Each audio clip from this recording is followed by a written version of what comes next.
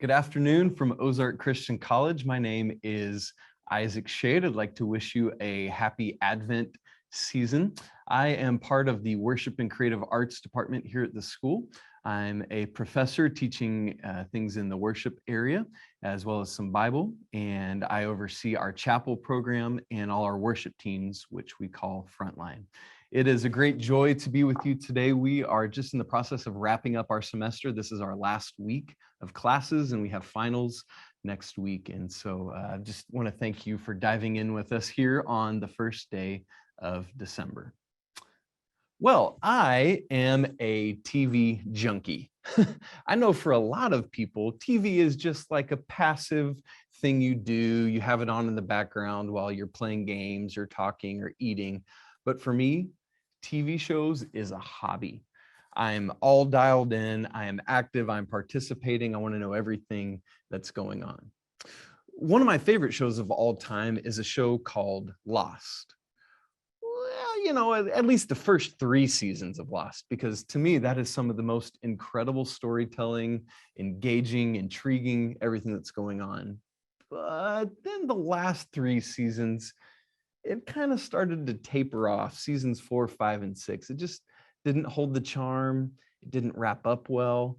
It was almost like they didn't know where they were going in the end. Why is that, I wonder?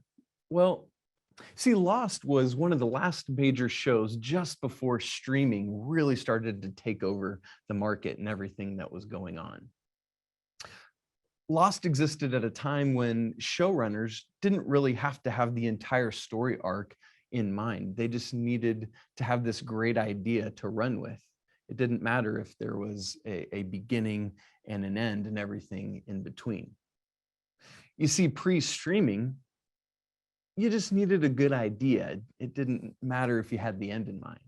Pre-streaming, you could get away with being episodic and just having these standalone kind of moments happening. But today, in this streaming era, when we can consume a whole season of a show or an entire series in one sleepless, bleary-eyed weekend, we got to be able to tell everything from beginning to end. We have to know where we're starting and ending and everything in between. The best and the most complete shows tell one story from beginning to end. One of the most interesting revelations for me in the past decade or so of my faith journey is the realization that that's exactly what God's story does. God's story tells one story from beginning to end. It's not some random standalone collection of haphazard historical vignettes thrown together, but rather a collection of one story being told from beginning to end, with that end already masterfully crafted and put in place. What's cool is that you and I are part of that story as it is being told and as it is unfolding even today. There's one specific example that really hit me, and it was like, holy cow, this is incredible. This is insane. It was mind-blowing. Let me share that with you as an example of how God's story tells one big narrative. I've always loved the story of Joseph. I think it's so intriguing and interesting, and everything he went through, from being the favorite and the coat and everything with his brothers and getting sold, and then everything with Potiphar and jail and rising up through the ranks in Egypt, and how cool this guy is in his story and how he stayed faithful to God's call on his life. And that existed in Genesis, and I always thought it was a neat story. And then, you know, we move along one book later in the Bible to Exodus. And man, these poor Israelites, they're enslaved in Egypt, and God brings along Moses and Aaron and Pharaoh, get us out of here, and we go through the plagues. And what a crazy story that was, of getting out of Egypt and getting through the Red Sea and everything that involved. And that was a really neat story. And then one day it hit me. These go together. Because ultimately the Israelites were in Egypt because Joseph's brothers sold him into slavery. You know what I mean? Think about it.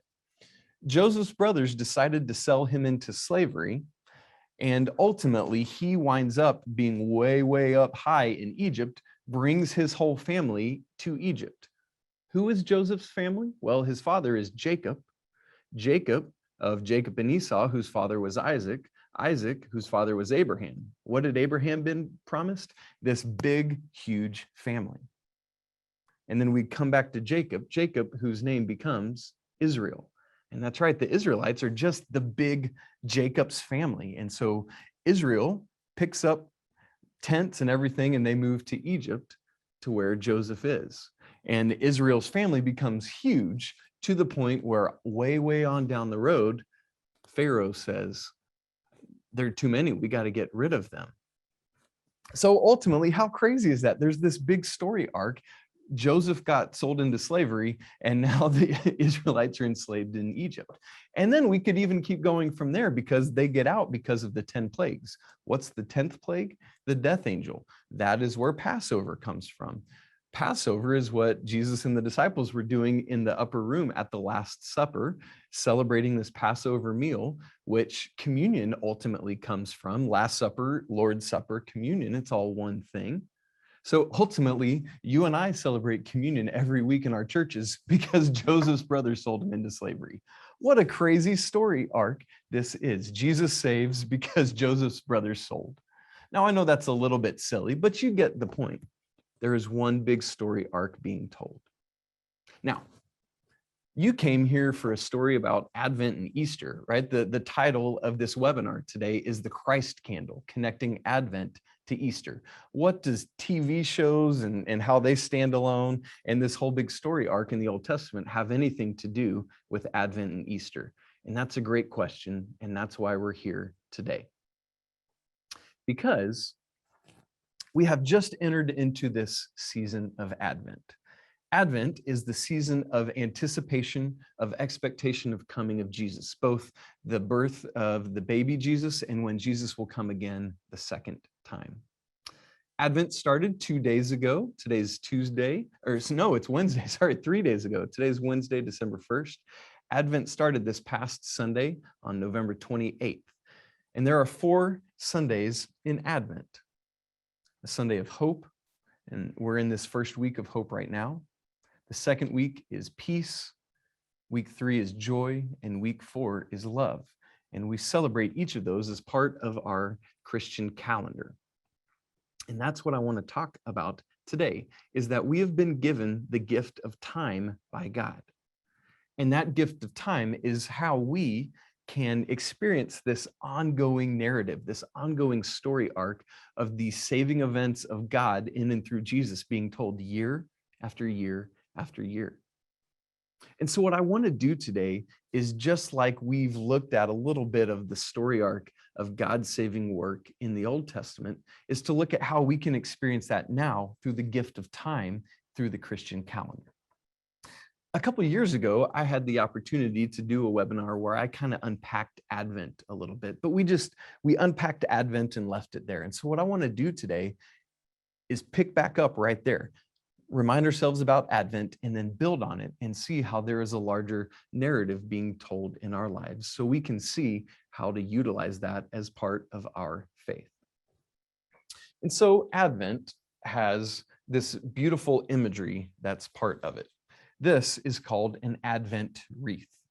You see this garland, this greenery in a circle, just representing the ongoing nature of time. And you see these 4 candles representing those 4 weeks we just talked about a moment ago. Hope, peace, joy, and love. And what's cool about Advent is it has this kind of dual nature to it. On one hand, it is a penitential and somber season as we prepare for the birth of Jesus, leading up to it. And so hope and peace and love are these preparation moments where these purple, or you can use dark blue candles, represent that somber penitence. Whereas this pink or rose candle represents joy, and that is the dual nature of Advent, the anticipation, the somber waiting, but the joy of Jesus coming that we know is soon to be upon us. What I love about joy is it has this even so quality. It can't be changed or taken away like happiness. can be. Joy is in, even though life, I still have joy in the Father. What's neat about Advent is that it is something we can experience together as part of this gift of time. Advent always starts 4 Sundays before Christmas, and so it's always either the Sunday right after Thanksgiving or 2 Sundays after Thanksgiving. This year, as I've just said, it was the Sunday right after Thanksgiving, and we experienced the hope of Christ coming. And so what you do at Advent is, whether it's in your home or with your congregation, perhaps at the beginning of your time of corporate worship, or my church, we have our Sunday morning worship, and then we have a separate Advent service at night. And at the beginning of a time of celebrating Advent, you would light this first candle, the candle of hope. And then as we move into the second week of Advent, we would once again light the candle of hope, and then move in either direction to either of the next purple candles, the candle of peace. That is the peace of Christ that is coming. And what you begin to see here is there's a little bit more light every week, because the light is drawing closer and closer to us. And then in week 3, we would light the first 2 candles, candle of hope, candle of peace, and now thirdly, the candle of joy, knowing the joy of Christ that is soon to come. And so we continue to see more and more light as the light that will dispel the darkness comes closer and closer to us. And then finally, on the 4th week of Advent, we relight the first 3 candles, hope and peace and joy and love is the 4th candle. And so we would light it. And so as we go through the Advent season, we get to have these candles, this light representing the coming light of Christ in our lives. And what's neat about them is that what do candles do as they burn? Obviously, they're giving light, but also as they go through the weeks, they melt as the wax melts away, and they become lower and lower and lower. Obviously, this candle of hope is going to be the lowest, and so on and so on. But I've left something out of our Advent wreath, and that is the final and 5th candle, which is called the Christ candle, the title of our webinar today. And so the Christ candle sits at the center of the Advent wreath as the focus of everything we're doing. As you can see, right now it is a little bit lower than the other candles, but as the other candles melt away, what do? They reveal this white Christ candle, the hope that we have. And so when we get to our time of Christmas Eve celebration, now we relight the first 4 candles, and for the first time, we light the Christ candle.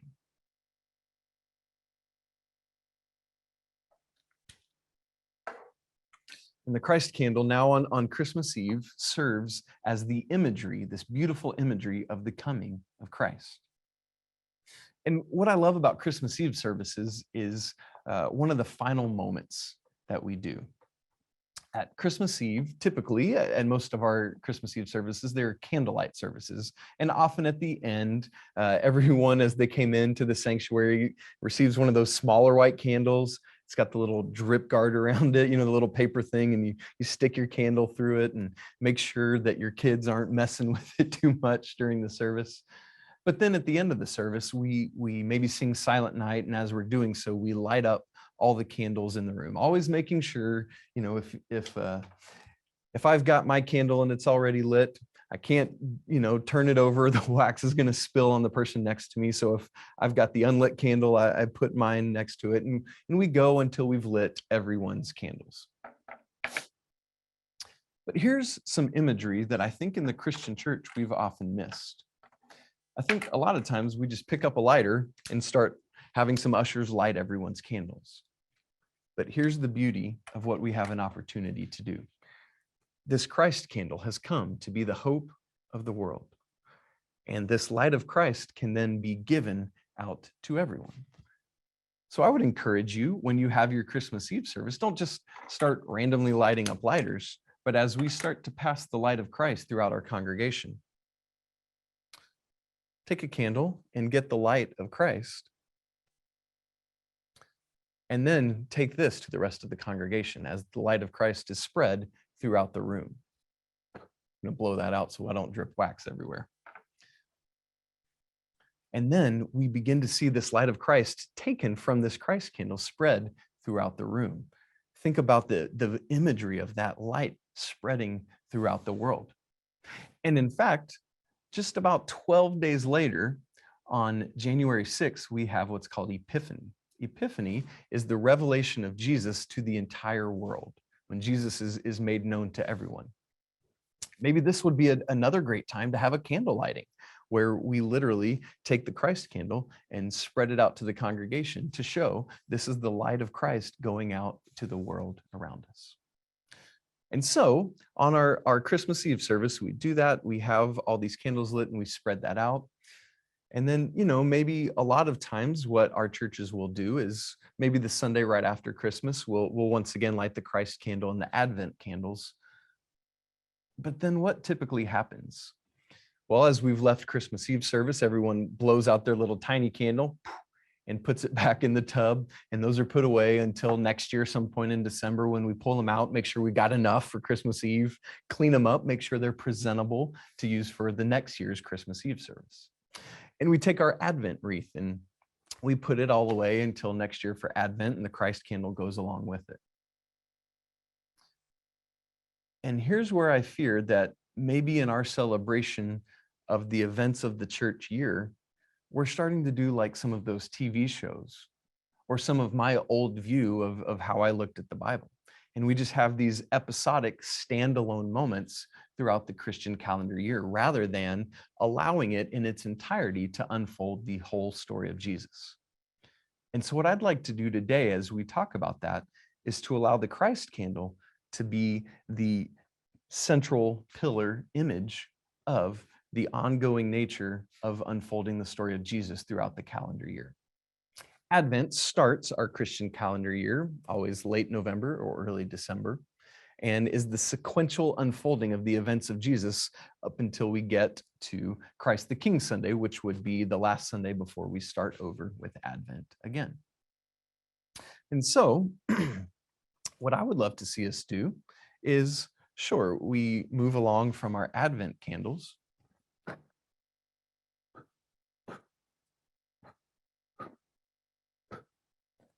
but we continue to utilize our Christ candle throughout the year.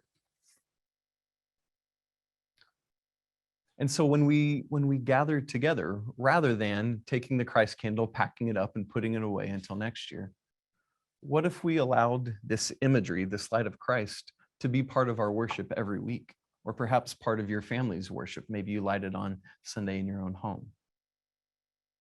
And here's what's cool about this. Just like the other 4 Advent candles did, as we light this Christ candle throughout the year, it too is going to continue to go lower and lower and lower. That can represent for us the movement of Christ's life towards Good Friday, when his life will be extinguished or snuffed out. And so as we go through the spring, we can see this Christ candle getting lower and lower and lower. And that moves us then into the season of Lent. Lent is to Easter as Advent is to Christmas. Whereas we have Advent, these 4 weeks of lead up, this somber penitential moment. Then we have the Christmas season, Christmas tide, which is December 25th up through January 5th, and then Epiphany on January 6th. By the way, side note, if you've ever wondered, what in the world are the 12 days of Christmas? I know the song and the partridge and everything and the drummers drumming. What is that? Well, December 25th, 26, 27, 28, 29, 30, 31, January 1st, 2nd, 3rd, 4th, 5th. That's 12 days leading up to Epiphany. And so the 12 days of Christmas is December 25th through January 5th. So what does that mean? That's when we should be singing our Christmas songs, is in Christmas tide, those 12 days. Well, as we move along through the spring, we eventually get to this season of Lent. Lent is always 6.5 weeks leading up to Easter. It begins on Ash Wednesday. Ash Wednesday is a day that begins this new season of preparation for Easter. Just like, as I said, Advent is preparation for Christmas. Lent is preparation for the Easter season. It is also somber, penitential. It involves some type of fasting. People like to engage in that in different ways. But with this fast, it begins with a service on Ash Wednesday. Now, you might have heard of Mardi Gras. Mardi Gras is something, we celebrate it down in Louisiana. Mardi Gras literally translates as Fat Tuesday, which is always, Mardi Gras is always celebrated the day before Ash Wednesday. Why Fat Tuesday? Well, if we're going to start fasting on Wednesday, what do I want to do on Tuesday? Give me all the food. I'm eating, I'm gorging myself Fat Tuesday so that then I can start fasting on Ash Wednesday. And so Ash Wednesday, Thursday, Friday, Saturday, the rest of that week, plus 6 more weeks leading up to Easter is 46 total days. We think of Lent as a 40-day season, but that's because on those 6 Sundays, we break our fast, we feast and celebrate. And so that's what the Lenten season is. And throughout that season of preparation, once again, we see this candle getting lower and lower and lower, leading up to what we call Holy Week or Passion Week, which is the week between the triumphal entry, Palm Sunday, and Easter Sunday. And so that is that last major week of preparation leading into Easter. And that's where we really get to use this symbolism, this imagery of the Christ candle once again. There are several services that can happen throughout Easter week. I'll just highlight 2 of them. On Thursday of Easter week, we often have what's called a Mandi Thursday service. Mandi is derived from the Latin term mandatum novum, which would mean a new covenant, because in the upper room at the Last Supper, Jesus started this new covenant. I often talk about that being the handoff moment. The baton is passed from the old to the new covenant in the upper room that night. And so we have what's called a Mandi Thursday service. And at a Mandi Thursday service, what we traditionally do as the church is engage in actions that took place in the upper room that night. And so perhaps we start with an agape feast where we eat together. Yes, give me all the food, let's do this. And then we might have a foot washing service, just as Jesus went around and washed everyone's feet. We might engage in singing some psalms together. We traditionally think of at a Seder meal on Passover, we sing the Egyptian Hallel, which is Psalms 113 through 18, which would be part of that service. And then maybe a prayer vigil through the night, just representing how Jesus and the disciples went off to pray in the garden that night. I love that service. And this Christ candle can be included as part of that service on Maundy Thursday. But then we move to Good Friday, and that's where things really start to get interesting. We've had this light going this whole time from Christmas Eve up now through Good Friday. And what I love to do on Good Friday is a service that's called a tenebrae service, or a service of tenebrae. Tenebrae is a word that means darkness or shadows, because on Good Friday, we know that this light of Christ is going to ultimately be extinguished or snuffed out. One way you can do that is you might have heard of the Stations of the Cross.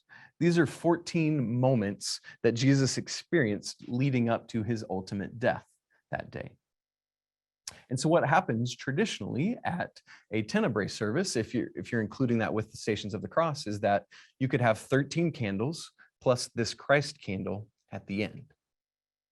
And as you go through this service and these 14 moments, at the end of each one, you extinguish one of those 14 candles, just helping to show all the more this snuffing out of the life of Christ. Perhaps if you're in a room with house lights, the lights could become systematically dimmer as well. Perhaps your audio could become softer as you go through that service as well.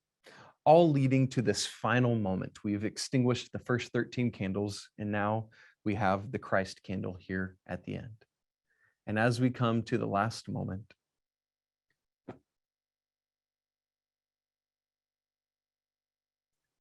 the light of Christ is extinguished. His life is snuffed out.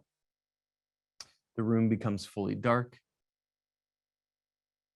and we sit in the awkwardness of that, the silence of it. We know on this side of history that Jesus rose again, but what about the people who experienced that in real time? They didn't have that certitude. They were left confused, frustrated, wondering, like, you were supposed to be the one. We thought you were the promised Messiah, the chosen one, come to save us. But here you are, snuffed out and dead and in a tomb. And so what we have the opportunity to do at a Tenebrae service is to experience some of that same confusion and awkwardness and frustration.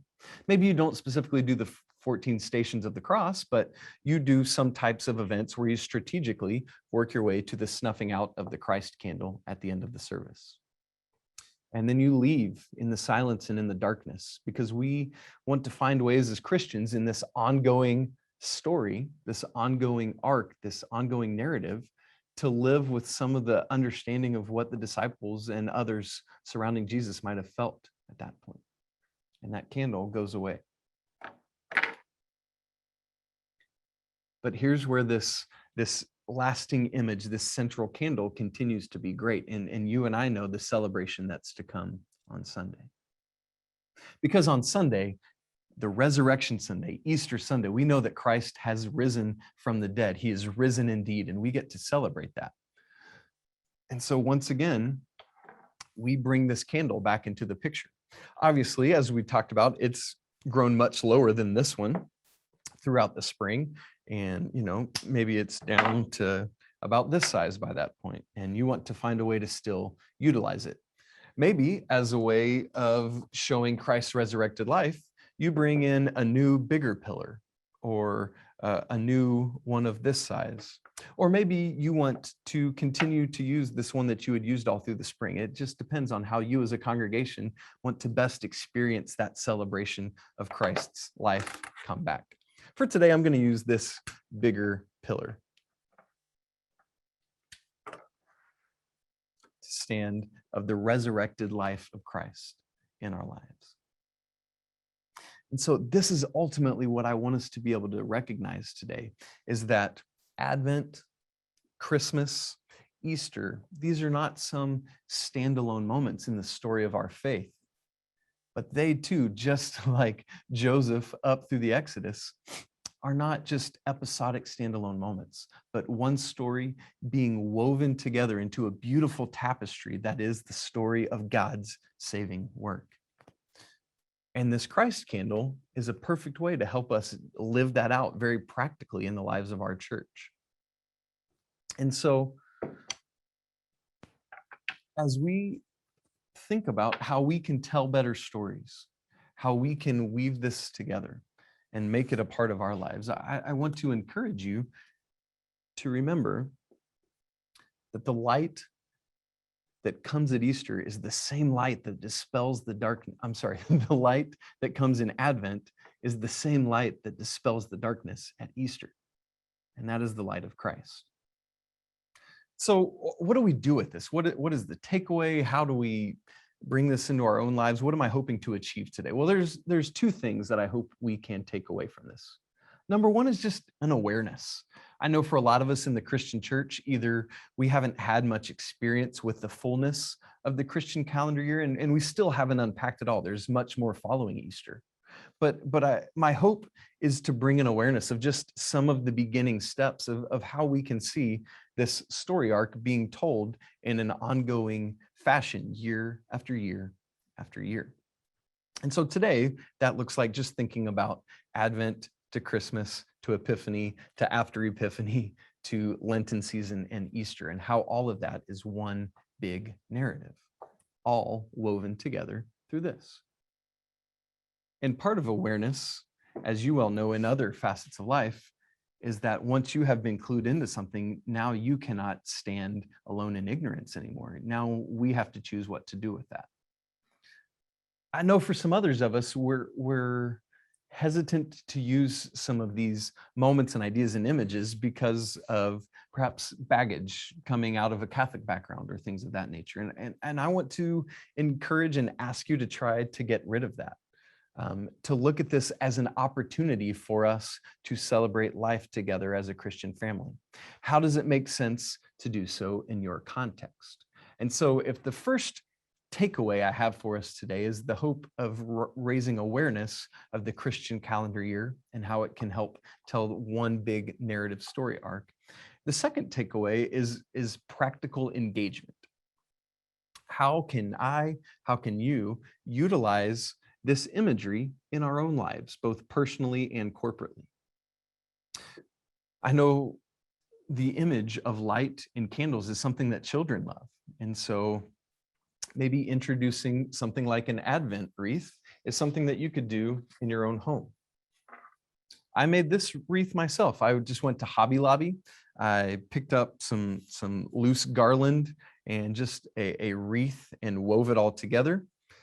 These 4 candles came in a little box set, 3 purple and 1 pink. I just found it at Hobby Lobby where everything's always 50% off, right? That's awesome. And that became one. And then for some of these Christ candles, I just found them in a 4-pack as well to be able to use. This one has a flat bottom, so thankfully it could stand on its own. But I also love a bigger image, a bigger pillar for a Christ candle. Sometimes you can find a really tall one, and that allows it to last throughout your spring season leading up to Easter. And so that's a great thing you can do as well. This specific, I forgot to show you, this specific wreath actually has some candle holders in it for the 4 to stand in, so I didn't have to create that. And so maybe you as a family could buy some of these elements and together with children or whoever is in your household, put together an Advent wreath, maybe as part of your decoration. The hanging of the greens is actually part of the Advent season for the church historically. And so maybe you could do this together and talk with children or other members of your family about this imagery and what it stands for, and then how we can use that imagery throughout the year. Perhaps you want to find ways to practically engage with this at your church. You could do something very similar to this. You could create an Advent wreath for your church, perhaps as part of your Sunday morning worship throughout the Advent season. You could light these and then continue to light the Christ candle throughout the spring and into the Easter season. Perhaps, like I mentioned about my church, you could, as part of what you do, have your typical Sunday morning services and then have Advent services on a Sunday night or at some other time. Perhaps throughout the week, you could have an Advent prayer Monday through Saturday and continue that throughout the Christian year and light your Christ candle as you do so. The important thing is that you find ways to engage with this within your own context, right? There's ways the church has done this throughout history, and that's great, but you have to find what makes most sense to continue telling the story of God's saving work for yourself, for your congregation, for your family, whomever it may be. Well, man, what a joy it is today to get to unpack these things, to look at how this Christ candle can be something that helps tie some of these seemingly individualized moments together in one big story arc. If you are interested in learning more about this, talking with me more about it, I'd love to connect with you after this. My email is schade.isaac@occ.edu. Schade is spelled Schade. Isaac is Isaac. Would love for you to send me an email and we could connect either through writing or FaceTime or Zoom or whatever. I'm also on social media if you'd like to chat there, just @IsaacSchade on Twitter, same on Facebook. Would be happy to talk more with you there. My hope and my prayer for you is that as we go through this Advent season, and specifically as we're in this first week, the week of hope, that the hope of Christ's coming would dwell richly in your life, in the life of your family, and in the life of your church. Go in peace, serve the Lord. It's been great to be together today. Thanks.